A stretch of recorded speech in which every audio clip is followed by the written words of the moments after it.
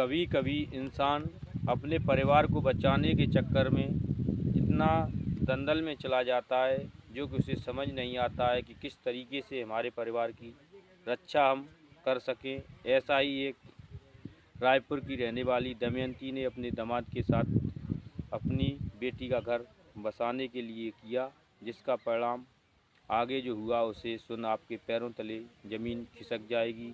जी हाँ दोस्तों, नमस्कार। मैं दीपू दीपराज आज आपके बीच जो सच्ची घटना लेकर आए हैं।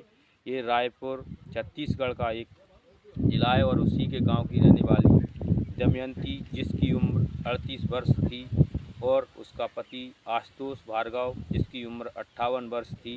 दमयंती घर की स्थिति अच्छी न होने के कारण गांव के मुखिया के यहाँ काम किया करती थी। उसकी खेतीबाड़ी और घर का काम देखा करती थी। और आशुतोष भार्गव कानपुर में एक कंपनी में जॉब किया करता था, क्योंकि घर की माली स्थिति अच्छी न होने के कारण वो अपने परिवार को चलाने के लिए कानपुर में जॉब कर रहा था। तो एक दिन आशुतोष भार्गव का एक दोस्त था, उसने कहा कि दोस्त, मेरे मालूम है तुम्हारी बेटी 19 वर्ष की है और बेटा 12 वर्ष का है। तुम्हारी बेटी बेहद ही खूबसूरत है। कोमल को मैंने उस दिन तुम्हारे फ़ोन में फ़ोटो देखा था। और हमारा बेटा राजू, जिसकी उम्र 38 वर्ष है, क्यों ना हम दोनों समधी बन जाएं और शादी कर दें। तो आशुतोष भार्गव कहता है कि मेरी बेटी अभी शादी लायक नहीं है, वो पढ़ाई कर रही है, मैं अभी नहीं करूँगा। जब वो कहता है तो वो कहता है मैं तुम्हारी आर्थिक स्थिति की भी मदद करूँगा, मैं तुम्हारी बेटी को अपने घर की बहू बनाना चाहता हूँ। वो बेहद ही खूबसूरत है। मैं चाहता हूँ हमारे घर जो बहू आए वो एक सुंदर और सुशील होनी चाहिए।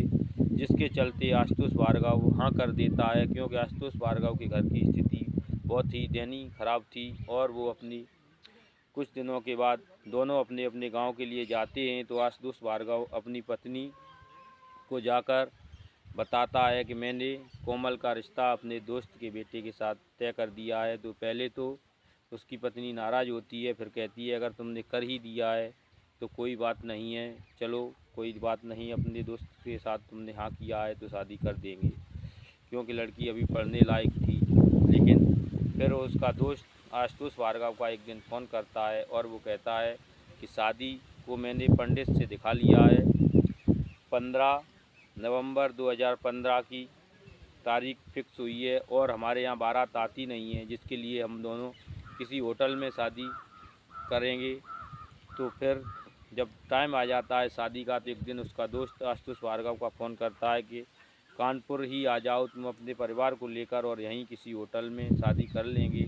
तो आशुतोष पहले सोचता है, लेकिन उसकी पत्नी दमयंती जो थी वो कहती है हमें तो शादी करनी है, चलो कानपुर कर देंगे। वो दोनों अपने बच्चों के साथ चारों व्यक्ति कानपुर आ जाते हैं और एक होटल में रुकते हैं और वहीं शादी होती है। और उसका बेटा जो राजू था दामाद, वो अपने ससुर के पैर छूता है और वो दमयंती की खूबसूरती देखकर वो कहने लगता है आप कौन हैं, आप तो बेहद ही खूबसूरत हैं, और ऐसे ही बातें करता है। तो दमयंती शॉक्ड रह जाती है। फिर आशुतोष वहाँ से जाने लगता है तो दमयंती कहती है मैं तुम्हारी सास हूँ और तुम्हें इस तरीके की बात नहीं करनी चाहिए। तो राजू कहता है मैंने आपकी तारीफ़ की है, कुछ गलत तो नहीं कहा है। और उसके बाद शादी हो जाने के बाद शाम को सब लोग पार्टी आर्टी करते हैं और अपने अपने रूम में जाकर सोने लगते हैं। राजू दारू के नशे में जाकर अपनी पत्नी के साथ भूखे भेड़िए की तरह जाकर संबंध बनाने लगता है। तो कोमल को कुछ समझ नहीं आ रहा था, क्योंकि कोमल कम उम्र की थी और वो ज़्यादा उम्र का था। कोमल सोचती है कि पहली बार है, थोड़ा मान जाएगा। धीरे धीरे वो ऐसे ही सिलसिला जारी रहा। लेकिन सुबह होते ही आशुतोष अपने बच्चे और पत्नी के साथ रायपुर चले जाते हैं। फिर कुछ दिन बीतते हैं। एक दिन राजू अपनी सास के लिए शाम को कॉल लगाता है और कहता है कि आपकी खूबसूरती को देखे हुए बहुत समय हो गया है और मैं रायपुर आना चाहता हूँ, आप मुझे बुला नहीं रही हैं। तो दमयंती कुछ समझ नहीं पाती है। वो कहती है आ जाओ बेटा, घूम जाओ।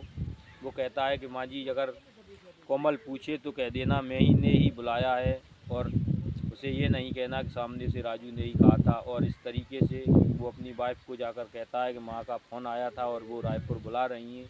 और सुबह 8 बजे ट्रेन पकड़ते हैं कानपुर से और रायपुर पहुंच जाते हैं। रायपुर स्टेशन से ऑटो लेकर वो अपनी ससुराल पहुंचता है। तो ससुराल के दरवाजे पर उसका साला कंचा खेल रहा था अपने साथियों के साथ। तो राजू की नज़र पड़ती है, राजू बुलाता है। वहीं कोमल अपने पर्स से कुछ पैसे लेकर अपने भाई को दे देती है कि जाओ तुम लोग मिठाइयाँ खाना। और दोनों की आवाज़ सुनकर दमयंती जो थी वो गेट खोलती है तो देखती है उसकी बेटी और दामाद दोनों आ चुके हैं और उन्हें घर में ले जाती है। और उसके बाद में घर में जाने के बाद ये सब बैठ जाते हैं। और उसके बाद कोमल जो कहती है माँ मैं चाची के घर होकर आती हूँ, और एक अपने बैग से मिठाई का डिब्बा लेकर चाची के घर जाती है। और राजू से कहती है कि तुम भी चलोगे, तो राजू मना कर देता है। जब कोमल अपनी चाची के घर चली जाती है उसी समय राजू अपनी सास दमयंती का हाथ पकड़ लेता है और कहता है तुम बेहद ही खूबसूरत हो, मैं तुम्हें प्यार करने लगा हूँ और मैं तुम्हारे बिना नहीं रह सकता। तो दमयंती उसे समझाती है क्या तुम पागल हो, मैं तुम्हारी माँ हूँ, सासू माँ और ये सब कुछ। तो राजू उसे धमकी देता है और कहता है अगर तुम मेरे से प्यार नहीं करोगी तो मैं तुम्हारी बेटी कोमल को भी तलाक दे दूँगा। ये बात सुनकर कोमल की माँ शॉक्ड रह जाती है। वो सोचने पर मजबूर हो जाती है कि कहीं मेरी बेटी को छोड़ देगा तो क्या होगा। और वो कहती है तुम्हें जो कुछ करना है वो कर लो। और इसी बात सुनते ही राजू दरवाजे को बंद करता है और अपनी सास के साथ संबंध बनाना शुरू कर देता है।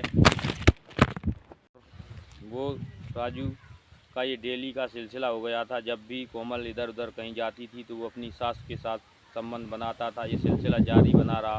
एक दिन जब कोमल अपनी सहेलियों के साथ शाम को 4 बजे लौट कर आई तो उसने देखा कोमल की आवाज़ को सुनकर राजू और उसकी माँ दोनों कमरे से बाहर आए। दोनों पसीने पसीने थे। उसने कहा ये क्या हुआ है। तो राजू और उसकी सास दोनों ये कहने लगे कि पंखा ख़राब हो गया था संभालने में। तो उसने इस बात का विश्वास कर लिया और वो बात इग्नोर कर दी। लेकिन रात को सभी लोग सोए हुए थे। राजू अपनी पत्नी कोमल के रूम में सोया था, लेकिन रात को 2-2:30 बजे जब कोमल जगी तो उसका पति उसकी रूम में नहीं था। तो कोमल जब बाहर बरामदे में आई तो उसने देखा उसकी माँ की रूम से कुछ आवाज़ें आ रही थी। और वो अपनी माँ की रूम की तरफ जब गई, जब उसने देखा कि रूम में अब उसका पति और उसकी माँ शारीरिक संबंध बना रहे हैं, तो उसने वहीं दरवाजे को लॉक कर दोनों गिड़गिड़ाते रहे। लेकिन उसने जाकर अपने पिता को फ़ोन किया और बगल के ही नज़दीकी पुलिस स्टेशन में जाकर रिपोर्ट करवा दी अपने पति और मां के साथ। ये दोनों आपत्तिजनक स्थिति में पाए गए तो उन दोनों को जेल भेज दिया गया संबंधित धाराओं में। तो यहाँ पर आपको किसकी गलती लग रही है? क्या दमयंती भार्गव की गलती थी या फिर राजू की? आप कमेंट बॉक्स में ज़रूर बताएं और हमारे वीडियो को लाइक और शेयर कर दें, चैनल को सब्सक्राइब करें। हम आपके बहुत बहुत आभारी रहेंगे। कल हम आपको फिर मिलेंगे एक और नई सच्ची घटना के साथ। तब तक लेते हैं आपसे अलविदा। जय हिंद दोस्तों, वंदे मातरम।